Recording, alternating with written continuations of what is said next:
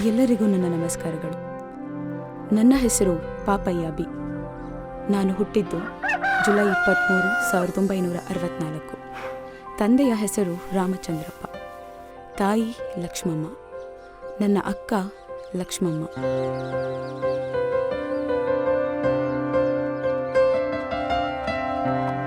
ಎರಡನೆಯವರು ರುದ್ರಪ್ಪ, ಮೂರನೆಯವರು ಚಿನ್ನಯ್ಯ. ನನ್ನ ತಮ್ಮಂದಿರು ಗಣೇಶ ಹಾಗೂ ಚಂದ್ರಪ್ಪ. ನಮ್ಮದು ತುಂಬು ಕುಟುಂಬ, ಮನೆಯ ತುಂಬಾ ಜನ.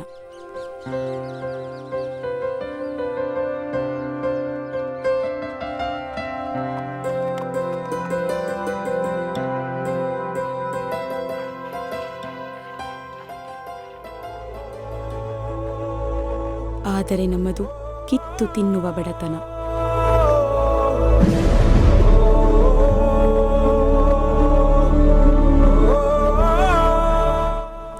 ತಂದೆ ರಾಮಚಂದ್ರಪ್ಪ ದಿನವಿಡೀ ಕೆಲಸ ಮಾಡಿ ಸಂಜೆ ಆದರೆ ಹೊಟ್ಟೆ ತುಂಬ ಕುಡಿದು ಮೈ ಮೇಲೆ ಅರಿವು ಇಲ್ಲದಷ್ಟೇ ಬರ್ತಾ ಇದ್ರು.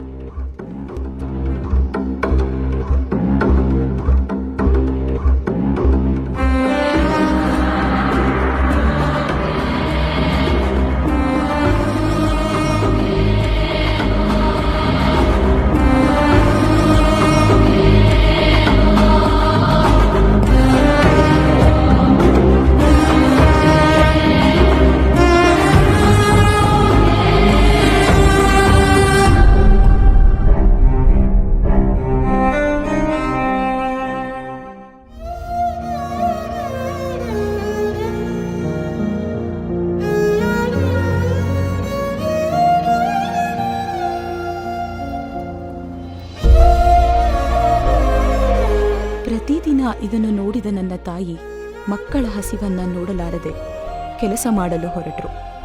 ಕೂಲಿ ಮಾಡಿ ನಮ್ಮೆಲ್ಲರ ಹಸಿವನ್ನ ನೀಗಿಸ್ತಾ ಇದ್ರು.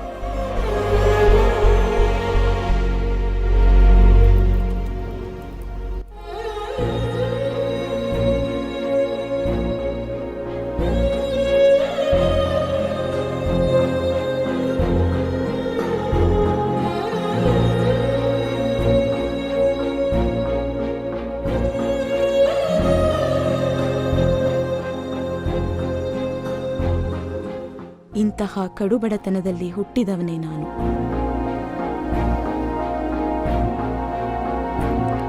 ನಾನು ನನ್ನ ಪ್ರಾಥಮಿಕ ವಿದ್ಯಾಭ್ಯಾಸವನ್ನು ಹಾಗೂ ಪ್ರೌಢ ಶಿಕ್ಷಣವನ್ನು ನನ್ನ ಹುಟ್ಟೂರು ಕಾಗಿನಲ್ಲಿಯಲ್ಲಿ ಮುಗಿಸಿದನು.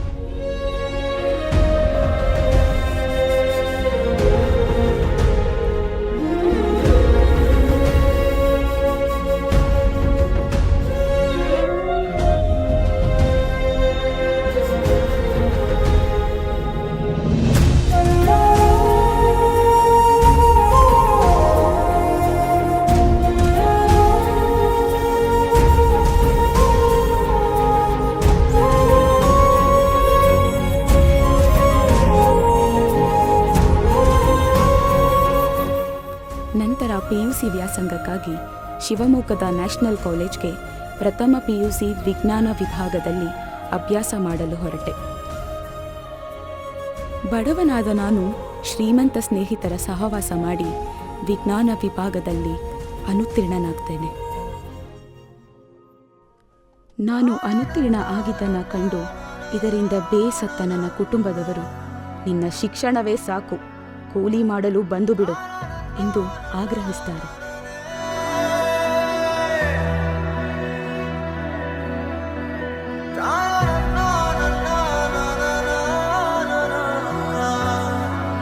ಆದರೆ ನನ್ನವ್ವ, ಅಲ್ಲ ಮಗ, ಅದ್ಯಾರೋ ಏನೋ ಹೇಳಿದ್ರು ಅಂತ ನೀ ಯಾಕೆ ಹಿಂಗೆ ಚಿಂತೆ ಮಾಡಕತ್ತಿ? ನಮ್ಮ ಇಡೀ ಕುಟುಂಬದಲ್ಲಿ ನೀನೊಬ್ಬನೇ ಓದ್ತಿರೋದು. ಏನೇ ಆದರೂ ಮಗ, ನಿನ್ನ ಓದನ್ನು ಬಿಡದೆ ಮುಂದುವರಿಸು ಎಂದು ಪ್ರೀತಿಯಿಂದ ಹೇಳ್ತಾರೆ.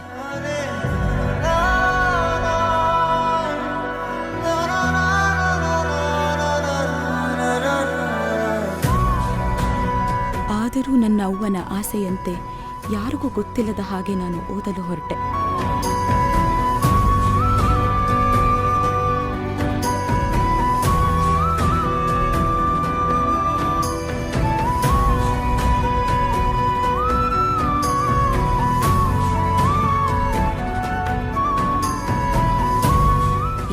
ಬಸ್ಸು ಹತ್ತಿದೆ. ಓಡಿ ಬಂದ ನನ್ನ ಅಣ್ಣ ರುದ್ರಪ್ಪ ಬಸ್ಸಿನಿಂದ ನನ್ನನ್ನು ಕೆಳಗೆ ಇಳಿಸ್ದ.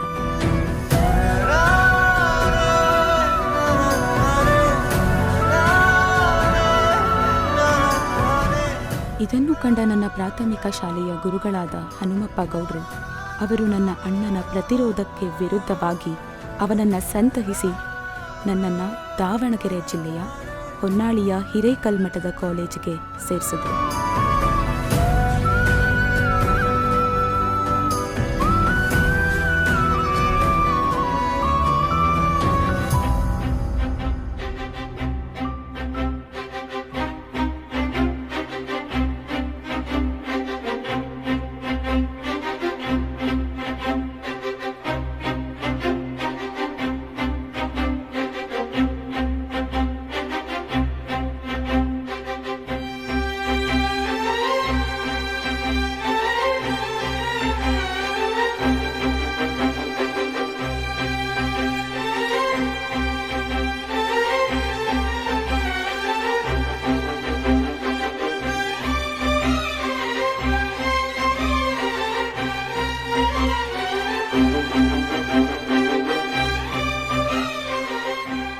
ನಾನು PUC ಮುಗಿಸಿದ ನಂತರ ಇಂಟರ್ನ್ಶಿಪ್ ಕೋರ್ಸ್ ಮಾಡ್ತಾ ಇರುವಾಗಲೇ ನನಗೆ ಒಂದು ಕೆಲಸಕ್ಕೆ ಆದೇಶ ಬರುತ್ತದೆ.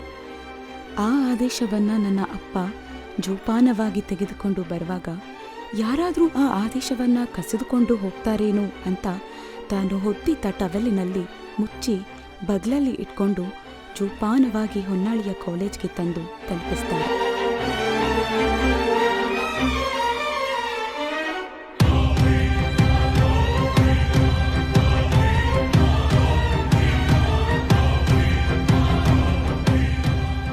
ಆ ಆದೇಶವನ್ನು ನೋಡಿ ನನಗೆ ಎಲ್ಲಿಲ್ಲದ ಸಂತೋಷ ಆಗುತ್ತೆ.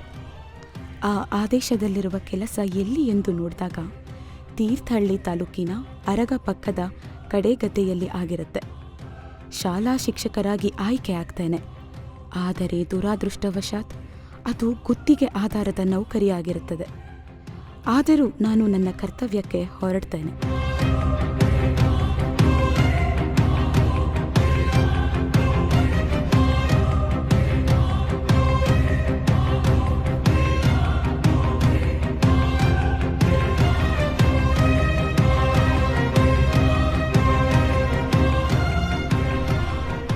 ಕಡೆಗದ್ದೆಯಲ್ಲಿ ನಾನು ಕರ್ತವ್ಯ ನಿರ್ವಹಿಸ್ತಾ ಇದ್ದಾಗ ಅಲ್ಲಿ ವಾಸವಾಗಿದ್ದಿದ್ದು ಇದೇ ಕೇಶವಪುರದ HN ಗಿಡ್ಡಪ್ಪ ಗೌಡರ ಮನೆಯಲ್ಲಿ. ಆಗ ನನಗೆ ಧರಿಸಲು ಇದ್ದ ಬಟ್ಟೆ 2 ಜೊತೆ. ನಾನು ಪ್ರತಿ ವಾರ ಊರಿಗೆ ಬರ್ತಾ ಇದ್ದೆ. ಊರಿಗೆ ಬಂದು ಒಂದು ಜೊತೆ ಬಟ್ಟೆಯನ್ನು ತೊಳೆದು ಇಸ್ತ್ರಿ ಮಾಡಿಕೊಂಡು ಪುನಃ ಹೋಗ್ತಾ ಇದ್ದೆ.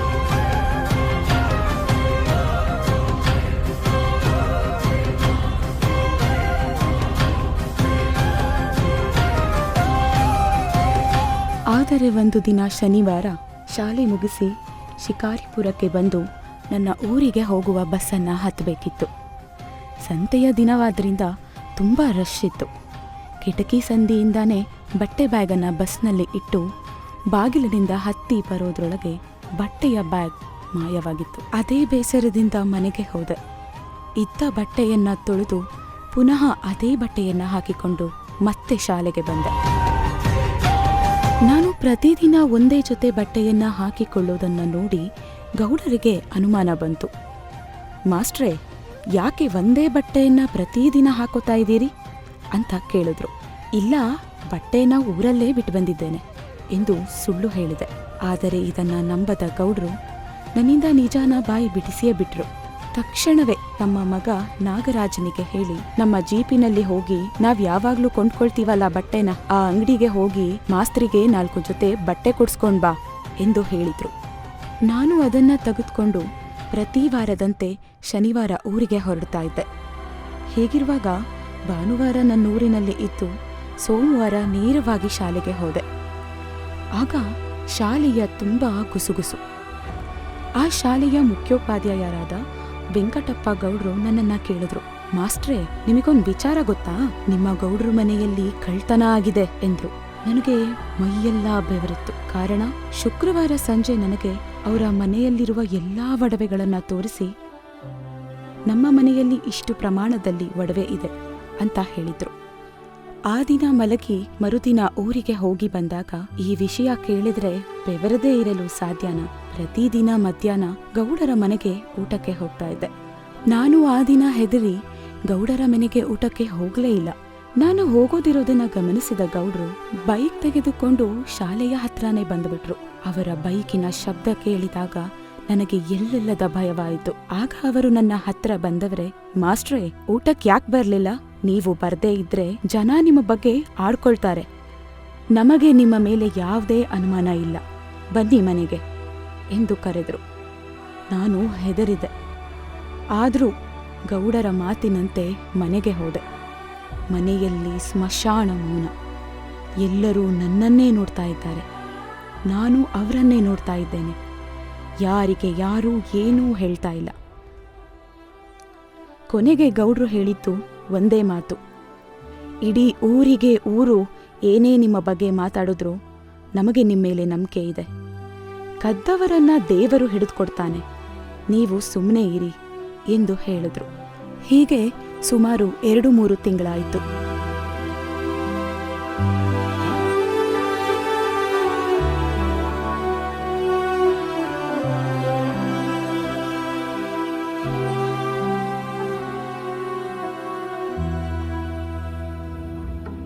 ನಂತರ ಅವರ ಸಂಬಂಧಿಕರ ಹುಡುಗ ವೆಂಕಟೇಶ ಅರಗ ಗೇಟ್ನ ಬಳಿ ಅವನ ಮನೆ. ಅವನು ನನ್ನನ್ನು ಕೊಂಡ್ಲೂರ್ ಜಾತ್ರೆಗೆ ಹೋಗೋಣ ಬನ್ನಿ ಸರ್ ಎಂದು ಕರೆದ.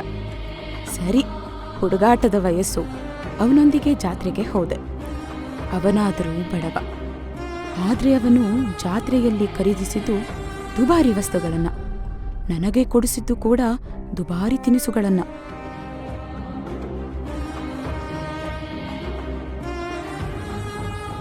ಜೊತೆಗೆ ಒಂದು ಕುರಿಯನ್ನು ಕೂಡ ಖರೀದಿಸಿದ. ಜಾತ್ರೆ ಮುಗಿಸಿ ಬಂದ ನಂತರ ಈ ವಿಷಯವನ್ನ ನಾನು ಗೌಡರಿಗೆ ಹೇಳಿದೆ. ಗೌಡರಿಗೆ ಅನುಮಾನ ಬಂತು. ಅತ್ಯಂತ ಬಡವನಾದ ಹುಡುಗ ಹೀಗೆ ಖರ್ಚು ಮಾಡಿದನೆಂದರೆ ಹೇಗೆ ಸಾಧ್ಯ? ಏನು ಕಾರಣ ಎಂದು ಅವನನ್ನೇ ಹಿಂಬಾಲಿಸಿದ್ರು. ಅವನು ಕೋಣಂದೂರಿನ ಬಂಗಾರದ ಅಂಗಡಿಗೆ ಹೋಗೋದನ್ನ ಬರೋದನ್ನ ನೋಡಿದ್ರು. ತಕ್ಷಣವೇ ಪೊಲೀಸ್ ಕಂಪ್ಲೇಂಟ್ ಕೊಟ್ರು. ಅವನನ್ನ ಹಿಂಬಾಲಿಸಿ ಬಂಗಾರದ ಅಂಗಡಿಗೆ ಹೋಗಿ ಮಾಲೀಕನನ್ನ ಎಳೆದು ತಂದ್ರು.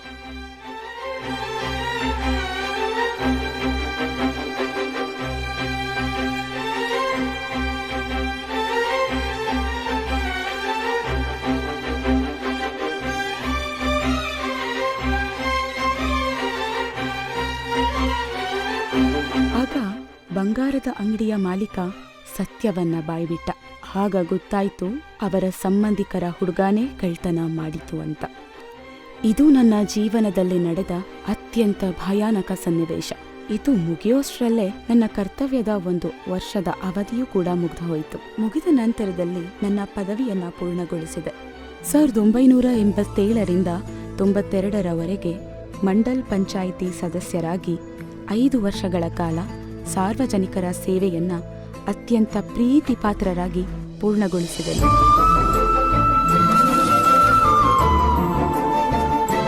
ನಂತರ 1988ರಲ್ಲಿ ಗೌರವ ಶಿಕ್ಷಕರಾಗಿ ಕರ್ತವ್ಯವನ್ನ ಸರ್ಕಾರಿ ಹಿರಿಯ ಪ್ರಾಥಮಿಕ ಶಾಲೆ ಬೇಗೂರಿನಲ್ಲಿ ಪ್ರಾರಂಭಿಸಿದೆ.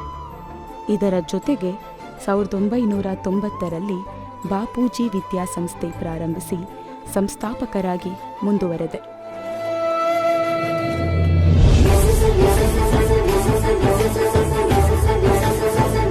ತದನಂತರ ಗುರು ಹಿರಿಯರು ನಿಶ್ಚಯಿಸಿದಂತೆ ನನ್ನ ಅಕ್ಕನ ಮಗಳಾದ ರತ್ನಮ್ಮ ಅವರೊಂದಿಗೆ ಜೂನ್ 2, 1991ರಲ್ಲಿ ವಿವಾಹವಾಯಿತು.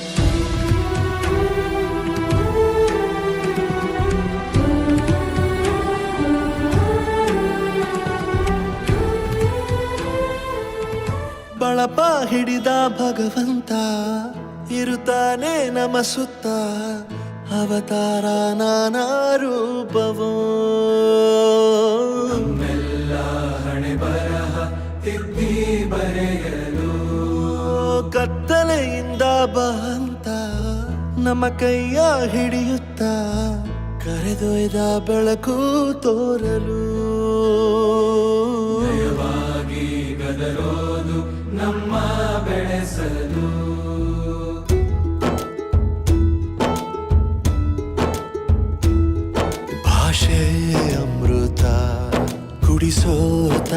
ಆಗಿ ಭಾಷೆ ಅಮೃತ ಕುಡಿಸೋ ತಾಯಾಗಿ ಭವಿಷ್ಯ ಬರೆವಂತ ತಂದೆನೂ ಆಗಿ ಬರೆವಂತ ತಂದೆನೂ ಆಗಿ ನಂತರದಲ್ಲಿ 1992ರಲ್ಲಿ ಬಾಪೂಜಿ ಪ್ರೌಢಶಾಲೆ ಪ್ರಾರಂಭಿಸಿ ಇದರ ಜೊತೆಗೆ 1993 ಫೆಬ್ರವರಿ 22 ಸರ್ಕಾರಿ ಕಿರಿಯ ಪ್ರಾಥಮಿಕ ಶಾಲೆ ಹೊಸನಗರ ತಾಲೂಕು ನಂಜುವಳ್ಳಿಯಲ್ಲಿ ಕಾಯಂ ಶಿಕ್ಷಕರಾಗಿ ನೇಮಕಗೊಂಡು ಕರ್ತವ್ಯ ನಿರ್ವಹಿಸುತ್ತೇನೆ.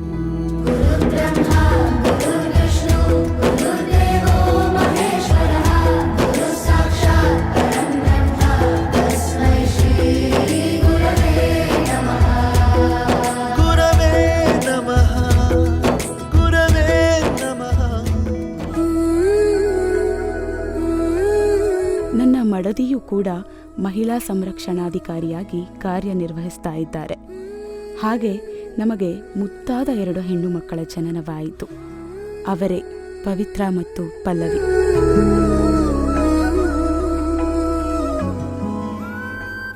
ಅವರೊಂದಿಗೆ ವರ್ಗಾವಣೆ ಮೂಲಕ ಸರ್ಕಾರಿ ಹಿರಿಯ ಪ್ರಾಥಮಿಕ ಗಂಡು ಮಕ್ಕಳ ಶಾಲೆ ಹೊಸನಗರ, ತದನಂತರ ಸರ್ಕಾರಿ ಕಿರಿಯ ಪ್ರಾಥಮಿಕ ಶಾಲೆ ಎಡೆಚಿಟ್ಟೆ, ನಂತರ ಸರ್ಕಾರಿ ಹಿರಿಯ ಪ್ರಾಥಮಿಕ ಶಾಲೆ ಕಪ್ಪನಹಳ್ಳಿ, ಸರ್ಕಾರಿ ಹಿರಿಯ ಪ್ರಾಥಮಿಕ ಶಾಲೆ ಈಸೂರು, ಸರ್ಕಾರಿ ಹಿರಿಯ ಪ್ರಾಥಮಿಕ ಶಾಲೆ ಹಿರೇಜಂಬೂರು ಹಾಗೂ ಸರ್ಕಾರಿ ಹಿರಿಯ ಪ್ರಾಥಮಿಕ ಶಾಲೆ ಅಂಬ್ಲಿಗೊಳದಲ್ಲಿ ಕಾರ್ಯನಿರ್ವಹಿಸ್ತಾ ಇದ್ದೇನೆ. ಇದರ ಜೊತೆಗೆ 2011ರಲ್ಲಿ ಬಾಪೂಜಿ ಪ್ಯಾರಾಮೆಡಿಕಲ್ ಕಾಲೇಜ್ ಹಾಗೂ ಬಾಪೂಜಿ ಪದವಿ ಪೂರ್ವ ಕಾಲೇಜ್ ಕೂಡ ಪ್ರಾರಂಭವಾಯಿತು.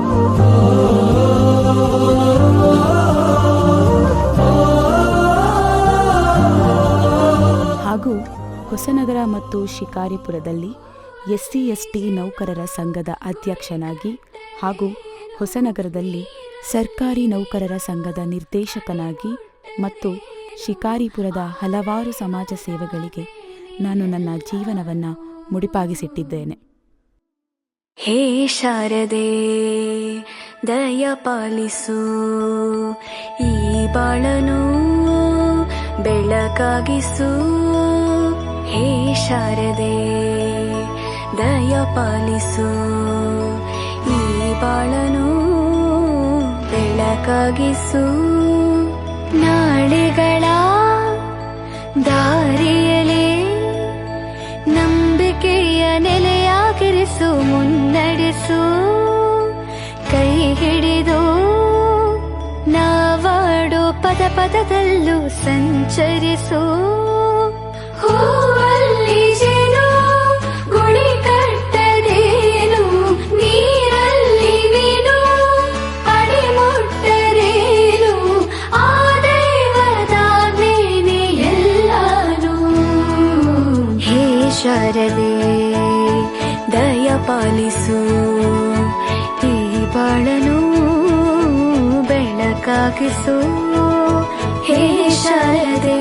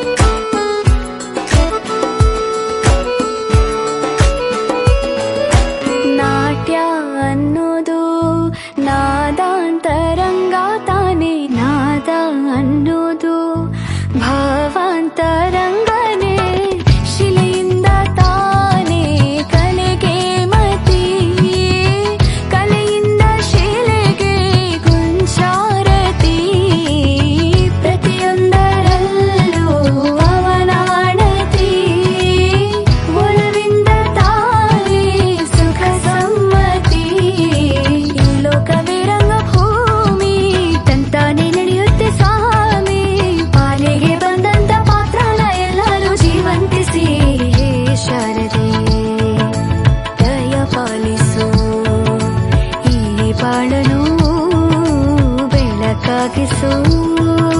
ಹೇ ಶಾರದೆ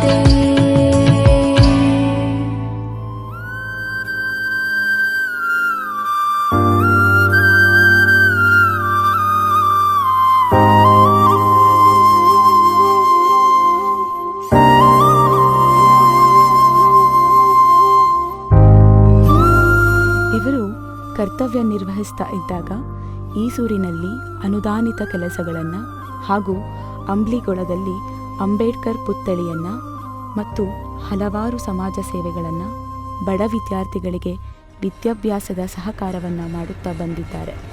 ಇವರಿಗೆ ನಿಮ್ಮೆಲ್ಲರ ಪರವಾಗಿ ಹುಟ್ಟುಹಬ್ಬದ ಹಾರ್ದಿಕ ಶುಭಾಶಯಗಳು.